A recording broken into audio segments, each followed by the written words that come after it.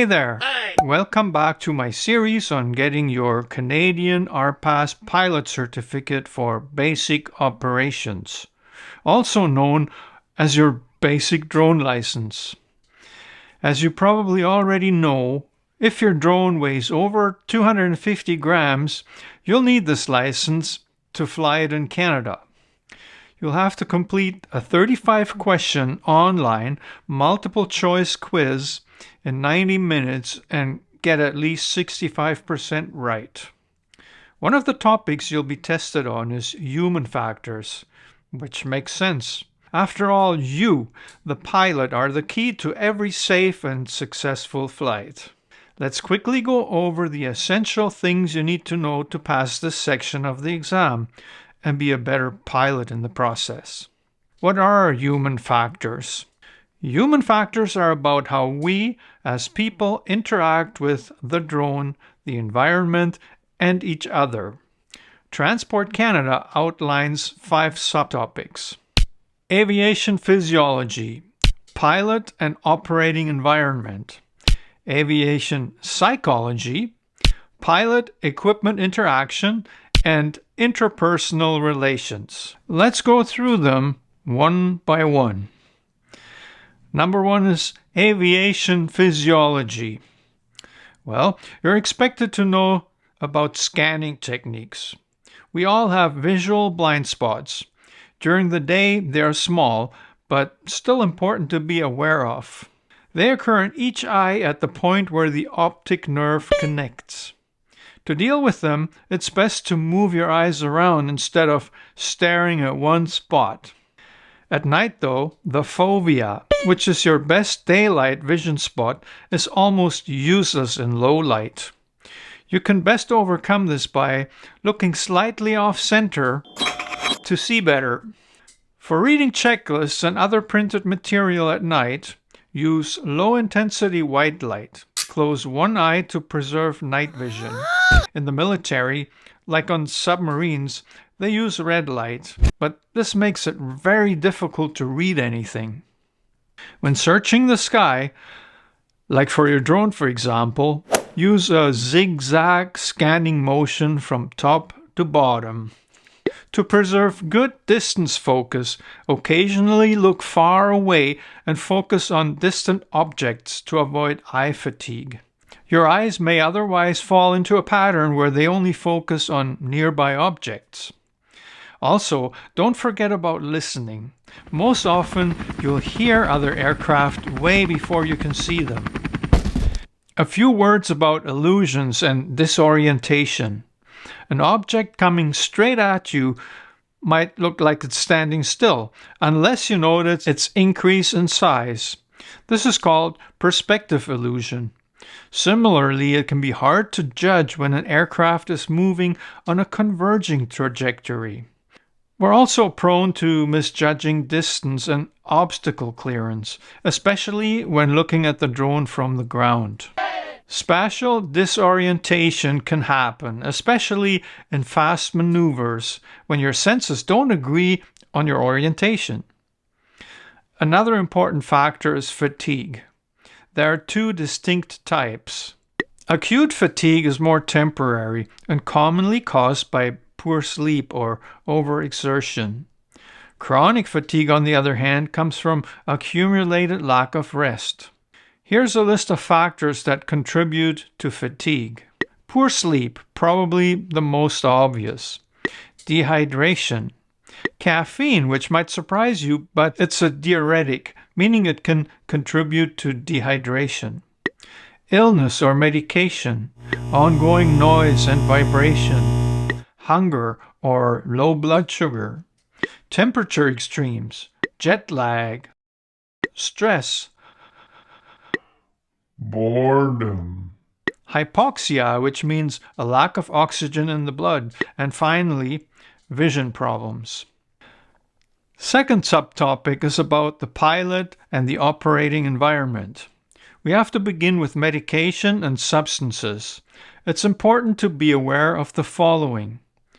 Common medications, whether prescribed or over-the-counter, have side effects that could impact safe drone operation. Even something as common as aspirin may not be inconsequential, as it could temporarily mask symptoms that may affect us. Caffeine can increase anxiety and cause dehydration. Cannabis is pretty much a no-no for drone pilots, as Transport Canada expects you to wait 28 days after using before you can fly again. As for alcohol, you have to wait at least 12 hours after consumption.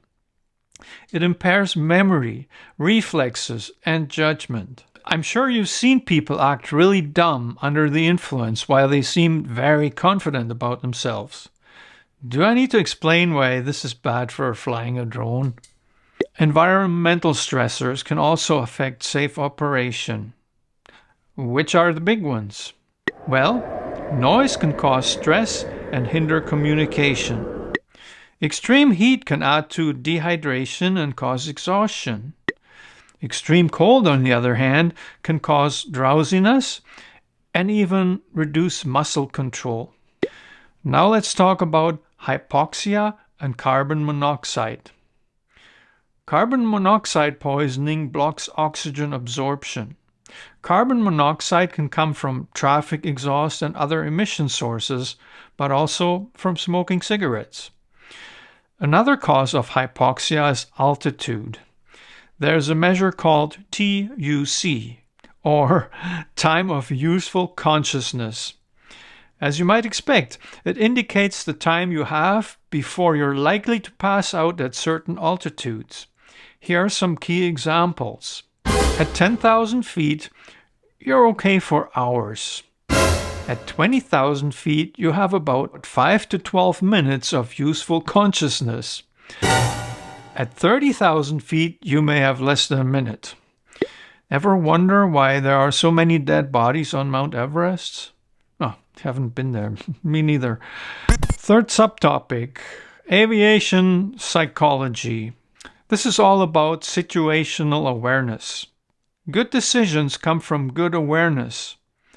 We don't always make the best decisions. Why do you think that is?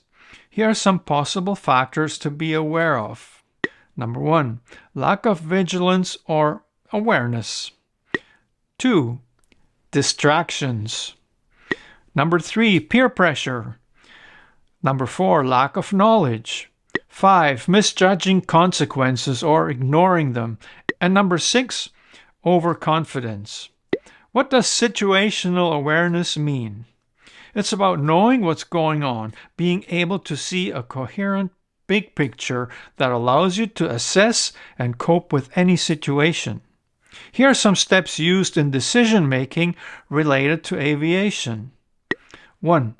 Perceive. Know what's going on. Observe the weather. What about the data you see on your app? Feedback from observers. Use all the information you can get to get a coherent picture. 2nd, understand. Use your knowledge and expertise to interpret the data. And finally, number 3, act well before a situation becomes dangerous. Project what will happen next. You may go through this process over and over as situations change. Next and 4th subtopic is pilot, equipment, materials relationship. For risk management, minimize the risk as much as you can. The use of checklists is common in aviation, and it's for good reason. They ensure that crucial issues are not forgotten before your flight. They can help for your gear, the external conditions, and also for yourself.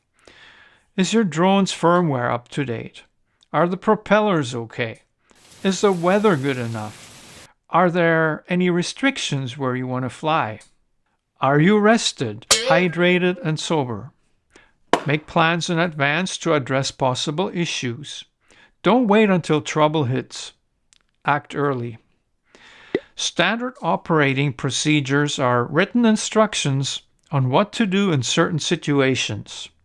They can help keep your responses consistent and prioritized, as well as reduce mistakes in emergencies. When working with others, they promote teamwork and ensure members know their roles and function well together. For my drone operations, I found the operating procedures that are on the Drone Pilot Canada app extremely handy and useful. There are checklists on it as well. I'll leave a link in the description. Now, a few words about automation awareness. Features like return to home, obstacle avoidance, and waypoints don't really eliminate workload. They just shift it. Be careful not to over-rely on automation. It can lead to complacency, and that can get dangerous pretty fast. Fifth and last subtopic, interpersonal relations. Here are some basics about communication and teamwork. If you're working with a crew, always ask questions when something's unclear. Speak up when something bothers you, regardless of rank. Be respectful to other members and open to feedback. There will be conflict on occasion, so here are some strategies for resolving them peacefully. Keep issues about the task, not the people, even if someone irritates you. Identify common ground and build on that. Acknowledge feelings and differences of opinion. Peer pressure can cause a lot of problems. Don't take unnecessary risks to show off or please others. If your boss pressures you to fly in unsafe conditions, you have the right to refuse under the Canadian Workspace Safety Code. Okay, quick recap. You may have noticed the word awareness is coming up a lot. That's because it's the cornerstone of human factors for aviation.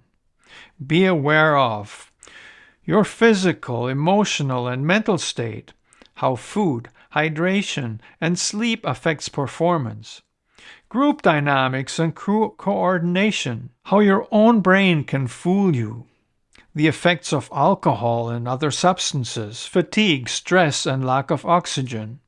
I know this might seem like a lot just to fly your DJI Air 3 or whatever drone you may have and get a few cool shots for YouTube.